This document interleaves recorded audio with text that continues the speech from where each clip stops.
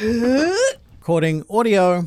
Yep, do the dance. 3, 2, 1. Fuck. Glad you remember the dance. Most people don't remember the dance. I remember everything. You can put your hands down now. Oh. Did the Before we get into the topic proper, I'm going to ask you some warm-up questions to get us into the flow of things. Okay. How are you doing today, Murphy? Bad. Bad? Great. Is that true? No, I'm fine. How are you? Interesting. Did not plan for such a wild card to be showing up to this recording this morning. This is literally my third favorite day this year so far. Fantastic. What were the first two? You always... I'm not prepared for follow-up. What's the most precious object you own? I assume inanimate. We're not talking like humans. If you consider your humans objects, go for it. I'm not here to dictate your views. Most precious object. I have a box of memories. A box of actual memories. Objects. That's pretty cool. That I call that my objects brain. a box of objects that invoke memories. Right. Memory stimuli.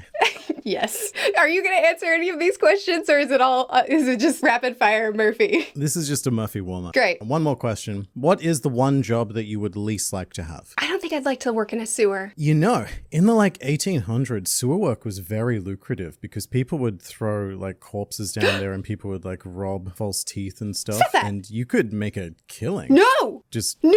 Okay, not for you, not for you. Not for you. Is that something that's for some people? There are ways to make money that do not include defiling a corpse. Yeah, but not many. Do you think it's fine to defile a corpse? Just curious. This is... Okay, well, this is actually a big question, I suppose. Okay, from my point of view... leave the long pause in. I want the world to know how long you had to consider this. No, it's because I've got to consider the framing of the question. Because the obvious answer is no, but not always. I'm gonna, when I die, I don't care what happens to my body. I won't be here. I care. You care. Okay. I mean, if you want to rob my body, fine. But there are things that I don't want to happen. I just want to rob it, if that's okay. That's fine, I guess. That's all I ever wanted. Okay, you have permission to rob my corpse, I guess. But please don't throw me in a sewer. No, we're going to put you in a sewer. We're going to put you in a nice schmick YouTuber grave. Oh, no. No, we'll put your play buttons there as well. Plural. You forget you're hanging out with a plebe. I've just got the one. I'm assuming that over the course of your lifetime, others will build up. You have multiple channels. I do. And, of course, Murphy Napier is heading towards the big one. I'm so far away from that still. Yeah, that's what I thought at one point, too. I once was a lowly YouTuber as well. I once thought that it was so far away, but now it's so far behind me. I can't even see it any longer. You disappeared.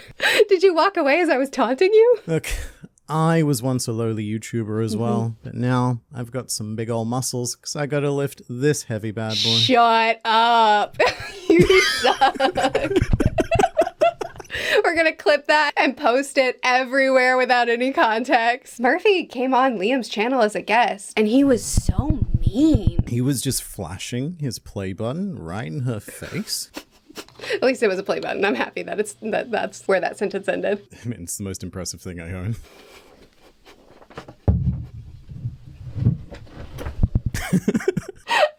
I made a dick joke, and you responded with, this is far more impressive. Yeah, that's the kind of guy I am, self-deprecating. What are we talking about today, Liam? Oh, that's a good point. You've severely derailed this video that we haven't even started yet, where I don't think it's my fault. I completely disagree. Okay. So I've been thinking a lot about the third law of thermodynamics lately. The third law of thermodynamics is the entropy of a system approaches a constant value of the temperature approaches absolute zero. That sentence didn't make sense. Thoughts? No, I do not have thoughts. Okay, I'm gonna come clean. I think we need to start this recording off with a bit of honesty. I haven't been thinking about that. I've been thinking a lot about lies lately. Oh, okay. Well, I can roll with lies. What are we lying about today? I'm just gonna pose you a big question right off the bat. Is lying immoral? Yes. Is it always immoral? No. Fascinating dichotomy we've just created there, eh? Sure. Well, let me hit you No. with some stats. Okay. On average, men lie 6 times a day, whilst women lie 3 times a day. I'm I'm so much better than you. You're only 50% better. Exactly. Some more stats. 30% of people lie to their doctor. Why? Why would you do that? I imagine because they might have done some embarrassing things that they don't want to let their medical profession know. I have been laughed at by a doctor because he thought I was lying. And he and all the doctors around him laughed at me. Did they point as well? No, there was no pointing. It was just a lot of laughter. Said I didn't drink. I was like 22 or something. I was in the ER for some bad sickness. And they were like, okay, do you drink? And I said no. And they all laughed at me. They were like, we know you drink. I'm like, I don't. 60% of people lie at least once in a 10-minute conversation, unless you're a politician, in which case you're statistically likely to lie once every 5 minutes. So politicians lie more. We are all surprised by that. Gasp. Gasp. What do you think the most commonly told lie is? Maybe accomplishments or agreement. Interesting. Do you want me to give you a clue? Yeah. You've already told this lie in this recording. Oh, I didn't even know I had lied. I did, and it hurt. I don't regret it. I don't apologize. The most commonly told lie is, I am fine. But I am. No, you said you were Bad. Then Great. Then I'm fine. Oh, okay. I totally lied. yeah, you absolutely lied. That's great. Sometimes I just don't even know what's coming out of my mouth. I just make stuff up for fun. I guess it's interesting because the I'm fine lie probably stems from social rules and restrictions. If you go into a workplace and someone asks you, hey, how are you doing today? You can't say, crippling depression. You've got to go, I'm fine. Yeah, no, that's true. If I'm having a bad day, I might talk to my family or my close friends, but if I'm just walking down the street and someone's like, hey, how you doing? I'm not going to be like, I really actually just want to quit everything and go cry in my bed for the next 3 hours. Yeah, because then it makes you seem like a crazy person. Because even though someone asked how your emotional state was, they didn't actually They don't mean that. it. Their question is a lie. Ooh. And so your answer, unsurprisingly, also a lie. Ooh. Ooh. You're right. Yeah. You're right, though. Yeah. You're right. This is meaningful to me. That question is a lie because people don't mean it. They don't want to know. Nope. If you come back from your vacation and they're like, how was your trip? They want it was good. It's a lie. And if you pull out your phone to show pictures, then they slowly back away and make excuses, which will also be a lie. I'm glad you understand that society is predicated on lies. That's the I'm foundation suddenly very of all angry human about interaction. Pretty much everyone you've ever spoken to Has lied to me. Yeah. Next time somebody asks, how are you? I'm going to turn and be like, you don't care. Liar. You don't care about me. Are you a good liar? I can't imagine I am. Don't take this the wrong way. I can't imagine you are either. Are you a good liar? You tell me. I've never noticed you lying to me. Then I am. I've also never looked for it, but after this conversation, I probably will. What's the biggest lie you've ever told? One time, I was trying to impress a boy, and I don't know what I was thinking. He asked me if I had ever been chased by the police, and for some reason in my mind, I was like, this is it. This is my moment. I'm going to impress him. I'm in. I told this big elaborate lie. Just like nonsense. I hid in a garage. Like it was the dumbest. Why were they chasing you? I don't know if I ever said I don't know if I ever made that part up. I just talked about the chase. And I went like it was a long elaborate thing. And I think he believed me. I don't know why he would. I think he believed me. And then he asked follow-up questions and I broke. And we all know like, how good you are with follow-up questions. I don't know. I got a ticket once. I've never...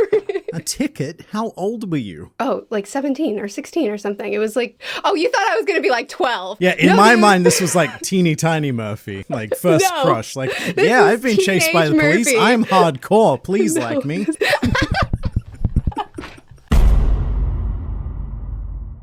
So Murphy Napier, we've known each other for quite some time now, but I don't think it's been enough time, and I'd like to fix that. Okay. This is a segment I like to call Interview with Murphy Napier with a twist. Can you guess what the twist is? Time. The twist is that when answering my questions, you're not allowed to tell the truth. Oh, okay. Do you understand? No. Perfect. How many fingers am I holding up? 5. How about now? 9. How about now? 37. That's good. I also would have accepted 1. A thumb is not a finger. That, people say that. I just don't think it's true. Yeah, well, you disagree with science. Okay. Or, because you're lying, are you being clever and do you actually think that's true? Oh, no. How can I answer this and communicate to you what I want to communicate? Do you like my shirt? No! I'll say you love my shirt. I don't like this game anymore. Do you like your shirt? No. Do you want to trade shirts? No. So you do. Oh, no. Great. I'll send you one and we'll put a photo of you wearing it on screen. Were you popular in high school? I don't know how to answer that because, like, medium. So negative. I was negative points. So you were positive points. I don't know. This game is harder than it should be. Is parenting easy? Yes. Do you have a favorite child? Yes. I have to think this through. Do your children have a favorite parent? No. Ooh. Which parent isn't their favorite? Which parent isn't their favorite, which means that I have to answer who is. I'm my daughter's favorite. Probably my son's favorite too, actually. So you're not either of their favorites. I did it wrong!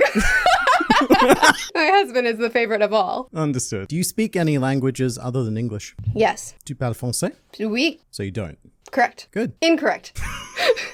When weren't you born? 1870, 12. So that's when you were born? Oh, wait. No, I did it wrong again.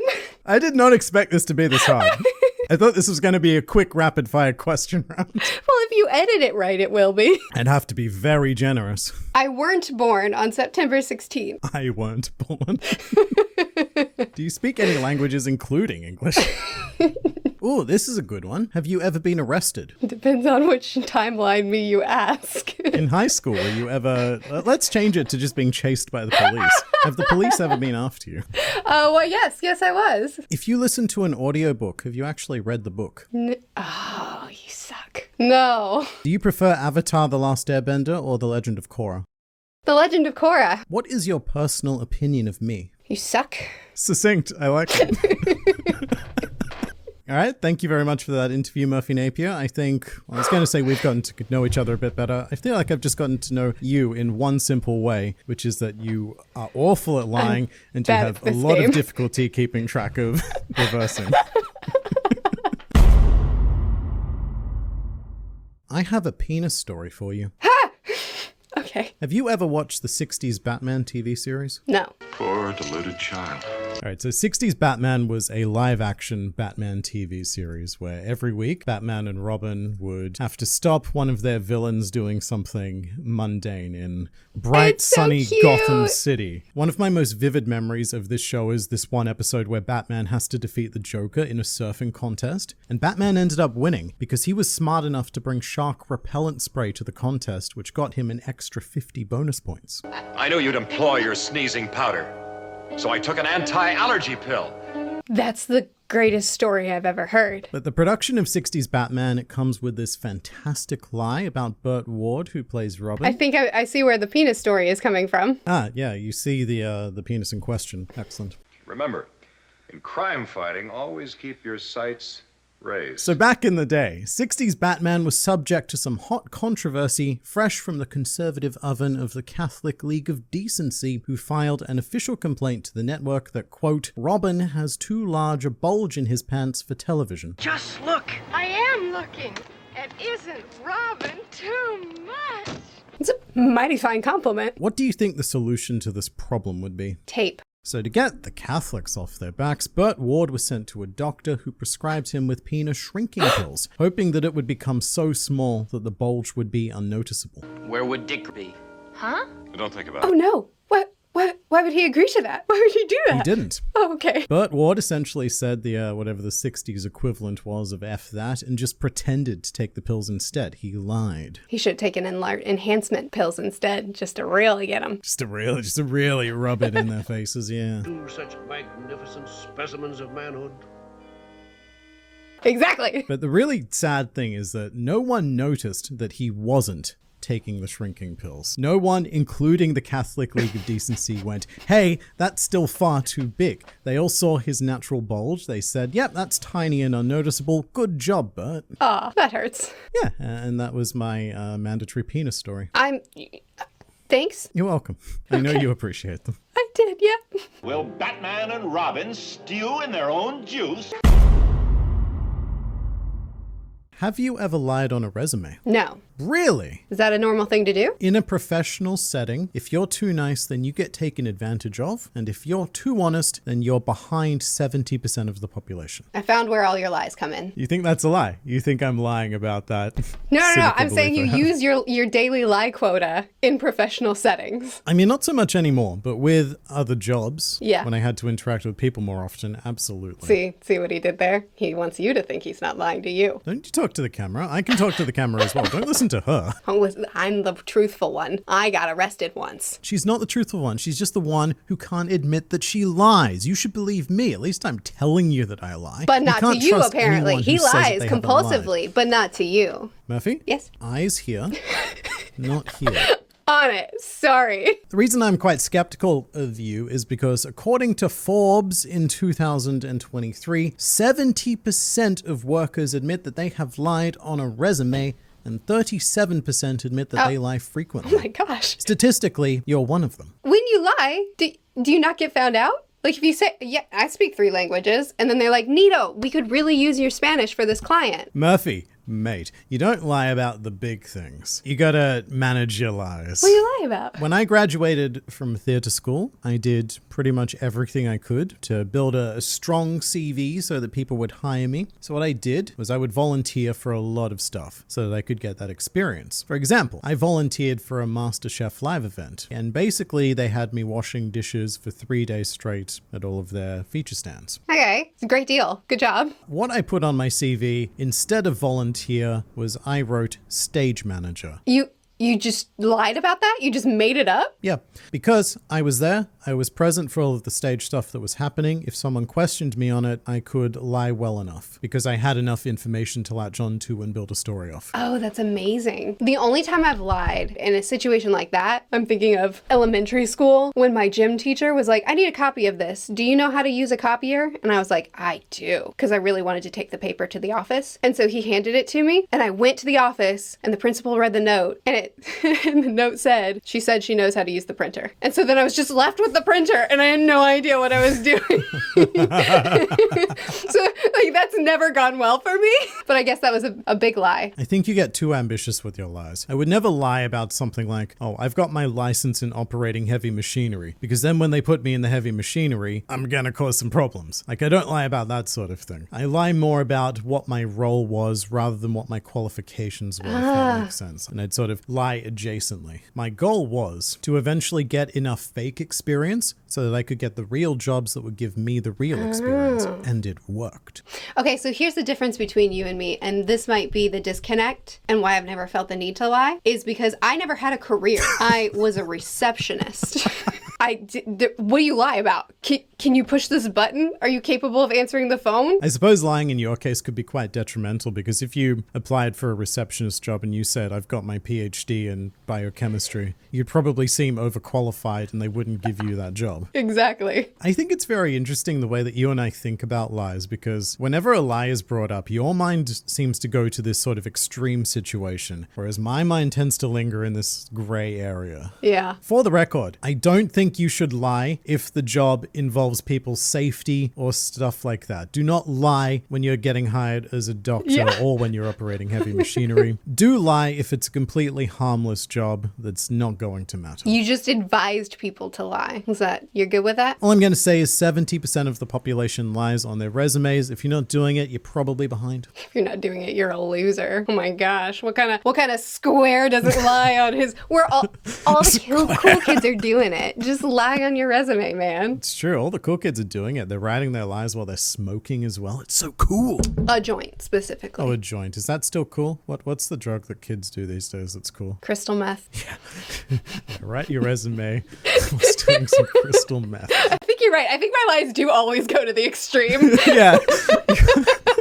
I think lying is fairly essential some of the time, because the most commonly told lie on a resume is falsifying employment dates so that you don't have gaps in your employment. Because when you give a resume to employers with gaps, they're going to go, why weren't they working during this year? And it's going to start raising questions that someone with a beefy CV doesn't get. Do employers not call previous employers to verify? Oh, God, no. Have you ever had an employer call a reference of yours on a CV? I just always assumed they would. Oh, you you sweet summer child. Maybe this is why I never had a career. For particularly high positions, definitely. References matter a lot. For a lot of entry mid-level positions, Stupid receptionist. for stupid receptionists, no reference required. You said it yourself. You can push the button, you can pick up the phone, you're hired. Get in.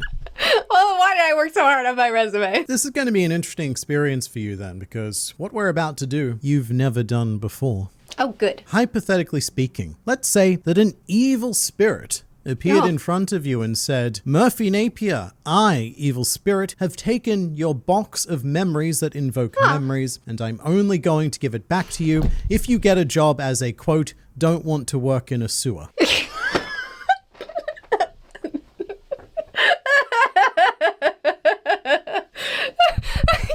Tickled on that. To get your precious memories back, you need to get this job. How are we going to build your CV to get you this job? Firstly, why do you want the job? What are you putting on the cover page? Well, hang on. What does it pay? Because I might just surrender my box of memories. They're not that important. The average annual salary ranges from $135,000 to $155,000, which, doing maths to convert into American money, the lowest you'd be making is $88,000 a year. He can have the box of memories. Wow, we're not even going to try. You're just giving away all of your precious memories. Yeah. I mean, if you had asked what my most important thing in my life was, and the kids were on the table. Your kids are on the table. The evil spirit has come back. Oh, no. Cover letter. Why do you want this job? Introduce yourself. I have a passion for stinky smells, and I enjoy the warm sludge of excrement beneath my fingernails. Sickening. Your education. How are you qualified for this? I have my doctorate in the third law of thermodynamics. So you're a big expert in entropy, eh? Yeah. Your work experience. I have all the work experience. Have you won any awards? Do you have any accolades? I received the world's best smile 3 years running. Which years? Oh, yeah, 1983 to 1987. And cutest dog. You don't have that award. I think I have that award. Do you have any references you'd like to put on this CV? Yeah, I do. And if you call, just announce yourself first so that the person on the other end of the line will know what to sound like. Is that what you'd like me to write on your CV? Yeah. Just let them know to announce so that the person on the other end of the phone can have a distinctly different voice from mine. Understood. I reckon we've got a pretty strong CV here. I've got a cover letter, Murphy Napier. You're applying for the job of sewer inspector. I have a passion for stinky smells, and I enjoy the warm sludge of excrement beneath my fingernails. Yes. Your education is a doctorate in the third law of thermodynamics. Your work experience is all of it. It's Yes. a lot of experience. You won the world's best smile 3 years running, 1983 to 1987. Mm-hmm. It's 5 years. Your reference is a Mr. Let them know how to announce.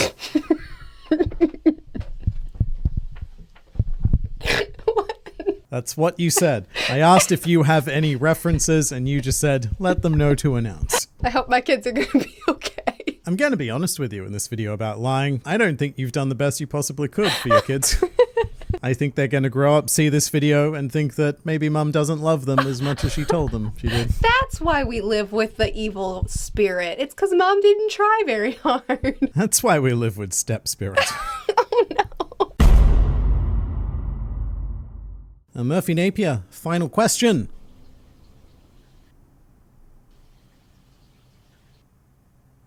Is the video over yet? I should hope so. Yeah, well, that's the first truthful thing you've said this whole video. Really? Oh, my.